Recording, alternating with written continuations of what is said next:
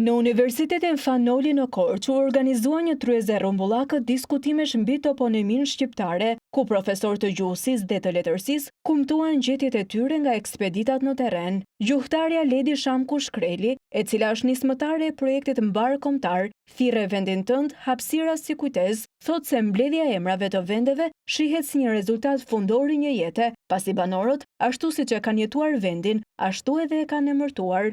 Sot zbresim në Korçë pikërisht në këtë takim, nga i cili mendojmë që do të gjejmë burimet njerëzore të kolegët të mjaftueshme për ta shtrirë në të gjithë krajinë e Korçës.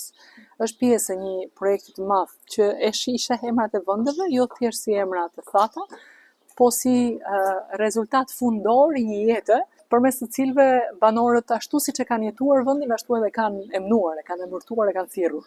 Emërtimi i vendeve është një proces semiotik, thot gjuhëtarja, duke sqaruar se janë bërë disa klasifikime për toponimet. Ky është gjithë një proces semiotik, të cilin ti e ke emëruar një vend përmes shumë rrugësh. Fitonimet, të cilat janë emërtimet sipas florës që e popullon, kështu të tilla kemi kashnjet, shkozet, blinisht. Pastaj kemi ngjyrat, që janë të gjithë kromonimet, siç është guri kuq, guri zi, lumi zi, liçeni zi, mbi të cilat ke dhe plot rrëfenja. Pastaj kemi pronësit, në këto çuditërisht na ruajt emra fisesh që sot nuk janë më në Shqipëri. Një gjë e tillë ndodhi në Opar, për shembull, ku proi Becit, quaj dhe banorët kishin kujtesë që fisi Beci nuk është më, ata thanë kanë ikur në Siçili, duke pas parasysh që kanë ikur mbas 1468. Fisi Beci, sikurse fisi Golemme, ekziston njëri në Ronin, njëri në Portokanone të Molizës, tek Avresh të Molizës, tjetri në Çerceto të Kalabrisë. Në kërkim të kohës të bartur, Ledi Shamku Shkreli thotë se në fshatra të ndryshëm nga veriu në jug kanë gjetur fjalë të ngjashme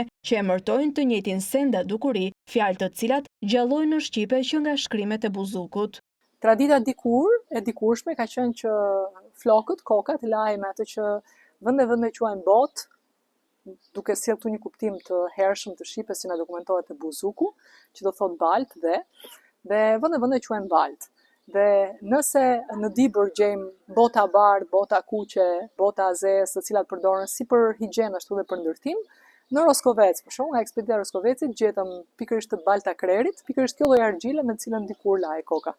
Projekti Thirrë vendin tënd, hapësira si kujtesë, është shtrirë jo vetëm në kufit politik të Shqipërisë, por edhe në Dibër të Madhe dhe tek arbreshët në Itali, ku gjuhësia, antropologjia dhe kujtesa kolektive takohen për të ruajtur trashëgimin ton shpirtëror e gjuhësore.